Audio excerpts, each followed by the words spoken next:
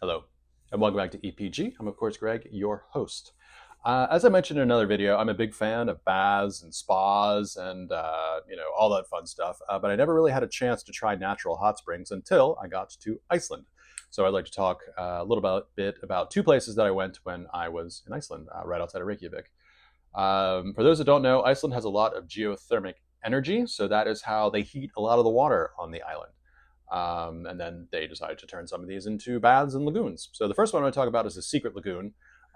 It is about half an hour outside of Reykjavik. I was on a tour. So yeah, we just kind of went out there in our van. And one of the things about it, which could be a little off-putting for Americans, is that there is a very strict cleanliness policy in that you need to strip down and shower in front of a bunch of strangers to clean up all the bacteria that is on your skin so it doesn't end up in the natural pool.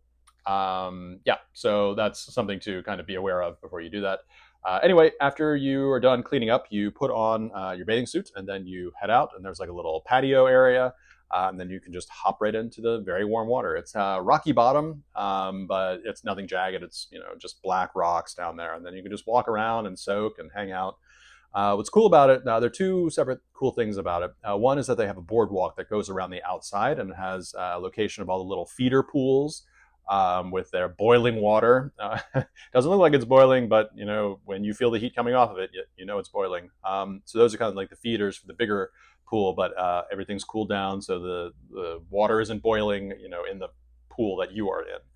Another cool thing is that they have a little series of houses set up for the elves that live there. Yeah, so the elves are a very big part of Icelandic folklore, and it is still very much part of the modern day. So that was kind of fun to see. The second place I want to talk about is the Blue Lagoon, which is amazing. If you go to Iceland, if you go to Reykjavik, be sure to go to the Blue Lagoon. It is awesome. That is about, I'm going to say, about 40 minutes to an hour outside of Reykjavik. Again, I was on a tour, so I just hopped on a bus and then headed out. They do have the same cleanliness policy, but there are like separate showers that people can use. But anyway, yeah, they have like a staging area. You actually can walk out through the pool, then they open a little door, and then you go out into the kind of giant pool area. Honestly, you can fit about 1,000 people in there. It is awesome. The water is warm.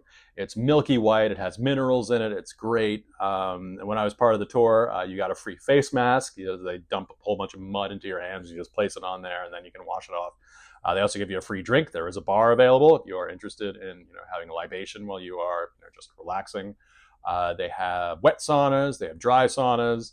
And yeah, it is like an awesome experience. And again, if you go to Iceland, if you go to Reykjavik, definitely hit up the Blue Lagoon. But yeah, also hit up the Secret Lagoon if you're looking for a bit more intimate place without thousands of tourists everywhere. So yeah, thank you very much for your time and get out there.